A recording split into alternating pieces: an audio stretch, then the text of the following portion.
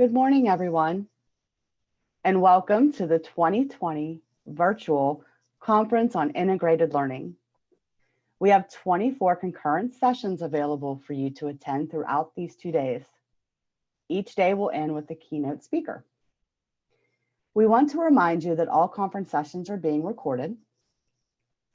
And at the end of each session, you will be automatically directed to a short electronic evaluation, which you must complete to receive Act 48 professional development hours.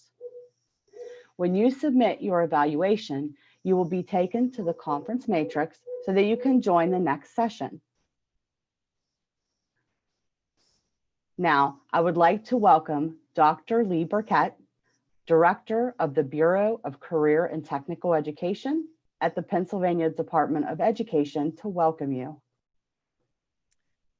Thank you, Lori, and good morning to everyone. It's hard to believe that this is the 29th year of the Integrated Learning Conference, the School to Work Connection. That means in 1991, we held the first conference. And I would like to thank everyone who has been involved in coordinating, running, and presenting at the conference over these years. As many of you have faced this year, the need to re-examine your processes and how you teach and deliver instruction, how you interact with your peers, how you obtain professional development, and how you deliver services, our conference coordinators have been examining and practicing the delivery of this virtual conference. We hope your virtual experience is positive, and I am sending a special thank you to the staff at Penn State University, Greater Allegheny, for your work this year. I would also like to thank Pennsylvania teacher educators, paraprofessionals, teachers, guidance counselors, and administrators for staying and dealing with this monumental challenge that we all face. I know it has not been easy for you, and please know that your efforts are noticed and appreciated. In attendance at the conference this year are 91 career and technical education instructors, 17 school district administrators, 11 academic instructors, 47 school counselors, 20 education partners, 53 post-secondary partners, 30 special education personnel, 34 career and technical education administrators, and 25 state-level representatives. Of special note, we have a number of schools that have large groups participating today and tomorrow. We have Hazleton Area Career Center with 11 participants, Eastern Westmoreland CTC with 13 participants, Wilkes-Barre Area CTC with 17 participants, Huntington County CTC with 18 participants, and Ligonier Valley School District with 21 participants. Again, thank you to everyone for supporting the conference this year. As many of you know, we have 3 professional development centers that provide services to career and technical education instructors and administrators. And the 3 centers have a total of 45 attendees. And as many of you know, they take the information that they learn at the conference and share it with the teachers that they work with as the teachers work on their certification programs. So thank you to centers for participating over the next 2 days. At this time, it is my honor and pleasure to be introducing the Pennsylvania Department of Education Acting Secretary, who will open the conference for us this year.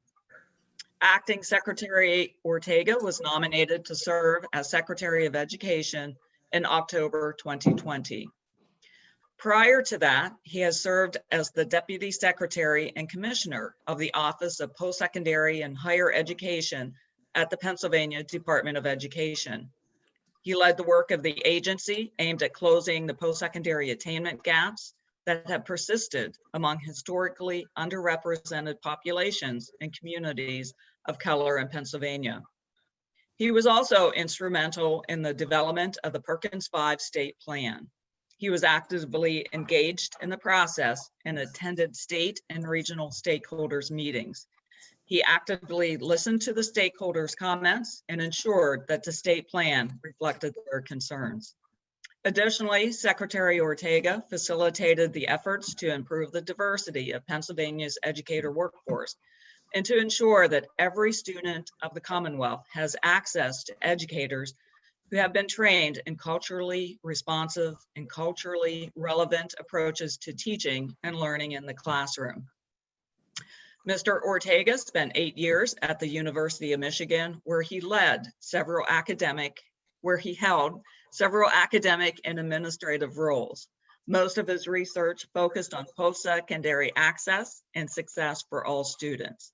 His most recent publications examine how public investment in higher education influences decision-making at colleges and universities. Additionally, Mr. Ortega spent nearly a decade working in the areas of financial aid and enrollment management at both public and private universities in Texas. And he has also served as a P16 specialist for Texas Higher Education Coordinating Board.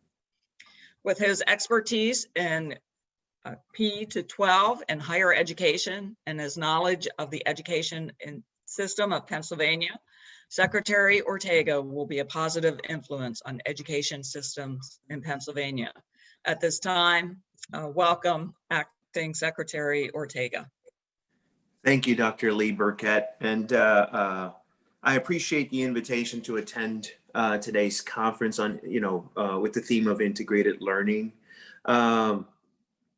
It's interesting that we sit here sort of on the day after sort of a national election, but also when we reflect on all the things that have happened, even in the past 8 months, if not years, with regards to challenges that we've faced, right? And I think one of the things that I appreciate about today's conference, especially the theme, is that really speaks to the importance of how we were able to navigate through many and continue to navigate through many of the challenges, right? As Dr. Burkett sort of called out the number of folks representing various professions in attendance at today's conference, from instructors to administrators to post-secondary partners, ed partners, state level representatives, all the way down the line of those who registered for this conference, it's clear that that is kind of a way of we think about all the collaborations that had to occur as we think about many of the challenges that we face. What didn't stop was the need of young folks to continue sort of their pathway through education as it leads to a profession. I think for many of us, the pressures of a profession, we felt those sort of challenges to make sure that we're able to continue to provide students with the knowledge, tools, and resources needed to succeed, but also to create the conditions for folks to be effective. I feel like there are certain spaces in education where innovation has been par for the course, right? Career technical education is certainly one of those areas, particularly as they think about ways in which we could insert into the narrative, which we've tried to do here at the Department of Education very carefully, the need to really think about young students holistically. And for many of you here, that's really what you begin to champion in a lot of the work, right? That's what you represent, whether it's an ascribed identity that you seek after or sort of like a social identity that many have projected onto the field that you're doing.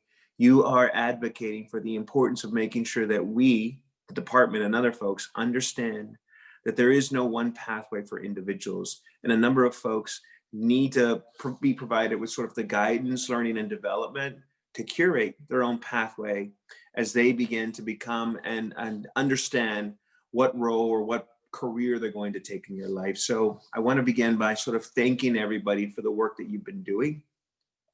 I'm really appreciative of some of the things that I've seen come up in sort of the discussions in preparation for this that were elevated in terms of themes of this conference, right? One of them being equity, which has become a really important theme as we think about some of the inequities that have been exposed, largely in part through some of the challenges that we faced to COVID-19. One example is simply just the mode of delivery of how we've been able to continue to provide folks with the opportunity to learn, but also in ways that maybe are not equally accessible to everyone, right?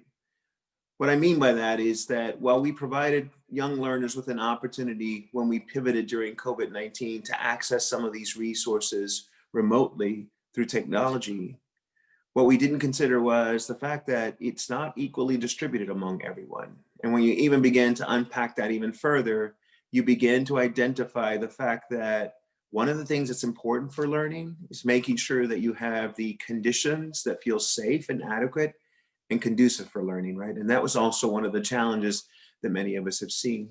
I think we found ourselves, as we reflect on a lot of things in COVID-19, really broadening our understanding of what the learning environment entails, right? What kind of conditions need to be in place to make sure young learners are successful. And I think for many of you, you've been sort of advocating for these kinds of things for some time now, and I think much of that has to do with, in many cases, let's say the populations that you may be working with in some of your programs. And I think all those things are important takeaways and lessons that the department has really begun to integrate into a lot of its work, right? As I think about the future that we need to begin to think about, particularly as we think about both professional and academic development of young people, we're really going to be challenged to rethink what normalcy is going to look like as we continue to navigate through COVID-19 and we try to envision what the future looks like, right?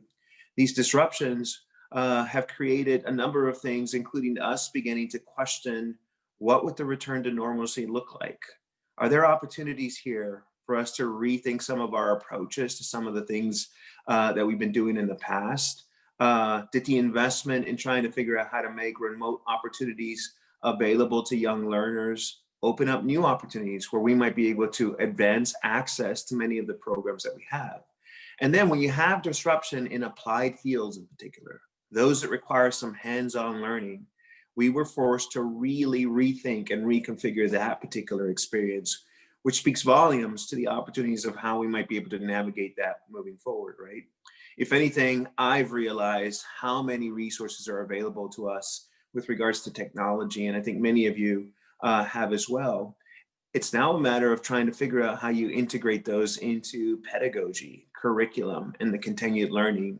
And I think it's really going to open up some questions about how we better prepare our educators to think about how to integrate that particular tool and resources with the learning that's provided in the classroom. So these are all really important aspects of what I think the recent or the past several months have begun to teach us.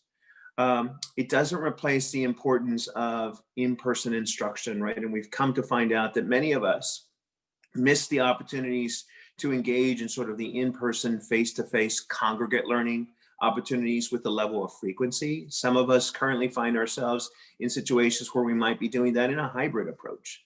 But it still is an important aspect that has been missing from many of our lives for some time now. And I think for many of us, we're trying to figure out how we're going to begin to do our own transition in there, right? So I hope today, as you begin to talk about the different opportunities and ways that the field can continue to develop and become innovative, that folks also take a time to sort of pause and think about their own well-being, their own development, and how they can make sure that they tend to themselves as well so they can be better for the students, better for your colleagues, as you continue to work collaboratively to improve the field, right? And I think for many of the conversations that we've been having recently, these have been some of the things that we've tried to elevate in terms of high priorities in a number of discussions.